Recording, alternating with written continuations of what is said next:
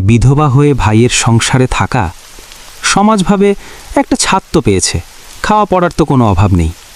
কিন্তু তারা কি জানে ছাদের নিচে থাকা মানে শুধু আশ্রয় পাওয়া নয়, এর মানে হলো নিজের ইচ্ছা, স্বাধীনতা আর স্বস্তিকে প্রতিদিন চুপচাপ গিলে ফেলা। যে বাড়িতে একদিন আপনার শৈশব কেটেছে, যে উঠানে ছোটবেলায় দৌড়াদৌড়ি করেছেন, আজ সেই চেনা বাড়িটাই কেমন যেন অচেনা লাগে। একটু জোরে হাসতে গেলে মনে হয় কেউ কিছু ভাববে না তো। নিজের মতো একটু বাঁচতে চাইলে মনে হয় আমি তো এখানে শুধুই একজন আশ্রিতা। ঈদের দিন সবাই নতুন পোশাক পরে, আপনি আয়নার সামনে দাঁড়িয়ে ভাবেন এবার কি একটু রঙিন কাপড় পরলে কেউ খারাপ ভাববে। রাতে ঘুম আসে না। স্বামীর রেখে যাওয়া ছোট্ট স্মৃতিগুলো বুকে চেপে ধরে একা কাঁদেন, যেন কান্নার শব্দটুকুও কারো কানে না পৌঁছায়। একটা নীরব যুদ্ধ। নিজের ভাই, নিজের আপনজন, তবুও কোথায় যেন একটা অদৃশ্য দেওয়াল।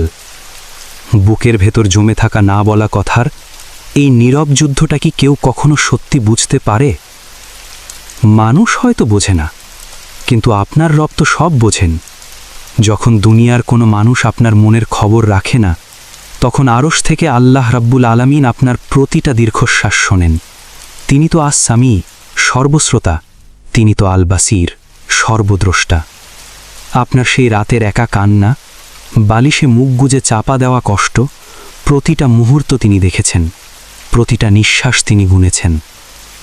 আপনার স্বামী দুনিয়া থেকে বিদায় নিয়েছেন, এটা আল্লাহর ফায়সালা, তাকদীর। কিন্তু আল্লাহ কি আপনাকে একা ছেড়ে দিয়েছেন? পবিত্র কুরআনে সূরা আদ-দুহাতে আল্লাহ বলছেন, আপনার রব আপনাকে ছেড়ে যাননি, আর আপনার প্রতি অসন্তুষ্টও হননি। মানুষ হয়তো আপনাকে বোঝা ভাবতে পারে, কিন্তু আল্লাহর কাছে আপনি এক সম্মানিত মেহমান। মনে পড়ে মা হাজেরার কথা। জনমানবহীন মরুভূমিতে স্বামী ইব্রাহিম আলাইহিসসালাম যখন তাকে আর শিশু ইসমাইলকে রেখে যাচ্ছিলেন, তার হাতে ছিল শুধু এক থলে খেজুর আর এক মশক পানি। চারদিকে শুধু বালি আর রোদের তাপ। কোনো ছাদ নেই, কোনো ভাই নেই, কোনো আশ্রয় নেই। তবুও তিনি কাঁদেননি, ভেঙে পড়েননি। শুধু বলেছিলেন, আল্লাহ কি আপনাকে এই নির্দেশ দিয়েছেন? তাহলে তিনি আমাদের ধ্বংস হতে দেবেন না। আপনার তো তবুও একটা ছাদ আছে, মা হাজেরার তো সেটাও ছিল না। কিন্তু তার তাওয়াক্কুল তাকে ইতিহাসের পাতায় অমর করে রেখেছে। কিয়ামত পর্যন্ত লক্ষ কোটি মানুষ তার সেই দৌড়ের স্মৃতিকে সাইতে জীবন্ত রাখবে। যিনি সব কিছু কেড়ে নিতে পারেন, তিনি অভাবনীয় জায়গা থেকে ফিরিয়েও দিতে পারেন। তাই মানুষের মুখাপেক্ষী হওয়া বন্ধ করুন। ভাইয়ের সংসারে আপনি সম্মান নিয়ে থাকুন, কিন্তু নিজের অস্তিত্বকে বিলীন করে দেবেন না। ইসলাম একজন নারীকে নিজের পায়ে দাঁড়ানোর, হালাল উপার্জনের পূর্ণ অধিকার দিয়েছে। নিজের ভেতরের সুপ্ত গুণগুলোকে কাজে লাগান। হতে পারে সেটা বাচ্চাদের কোরআন শেখানো, হাতের কাজ করা, নকশা করা পোশাক তৈরি, কিংবা অনলাইনে কোনো হালাল কাজ।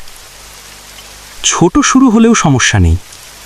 একটা বীজ মাটিতে পড়লে সঙ্গে সঙ্গে গাছ হয় না, কিন্তু সময়ে সে ঠিকই ছায়া দেয়।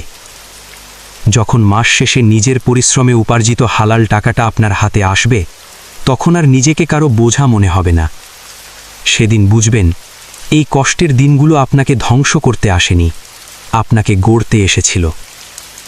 তাওয়াক্কুল মানে শুধু জায়নামাজে বসে থাকা নয়। তাওয়াক্কুল মানে উট বেঁধে তারপর আল্লাহর উপর ভরসা করা।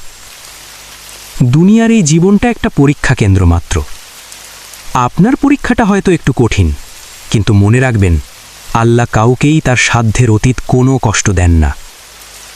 সূরা বাকারার 286 নম্বর আয়াতে আল্লাহ নিজেই এই প্রতিশ্রুতি দিয়েছেন। এই নীরব যুদ্ধটা আপনাকে ধ্বংস করার জন্য আসেনি। এটা এসেছে আপনাকে আল্লাহর আরও কাছাকাছি নিতে, আপনাকে মানসিকভাবে আরও শক্তিশালী করতে। কান্না মুছে ফেলুন। রাতের গভীরে তাহাজ্জুদে রবের কাছে নিজের সব অভিযোগ পেশ করুন। কোনো ভাষা লাগবে না, কোনো সাজানো কথা লাগবে না। শুধু বুক খুলে বলুন, ইয়া আল্লাহ, তুমি জানো। আর দিনের বেলায় একজন আত্মবিশ্বাসী মুমিন নারী হিসেবে জীবন শুরু করুন। যে সমাজ আজ আপনাকে অসহায় ভাবছে, কাল তারাই আপনার ঘুরে দাঁড়ানো দেখে অবাক হবে ইনশাআল্লাহ। আপনার জীবনের গল্প এখনও শেষ হয়নি বোন। আল্লাহর উপর ভরসা করে উঠে দাঁড়ান। নিজের হালাল রিজিকের পথ খুঁজুন, দিনের পথে মজবুত থাকুন। মনে রাখবেন, যার সাথে আল্লাহ আছেন, পৃথিবীর কোনো নীরব যুদ্ধই তাকে হারাতে পারে না। নতুন করে বেঁচে শিখুন, রবের সন্তুষ্টির জন্য, নিজের আত্মসম্মানের জন্য।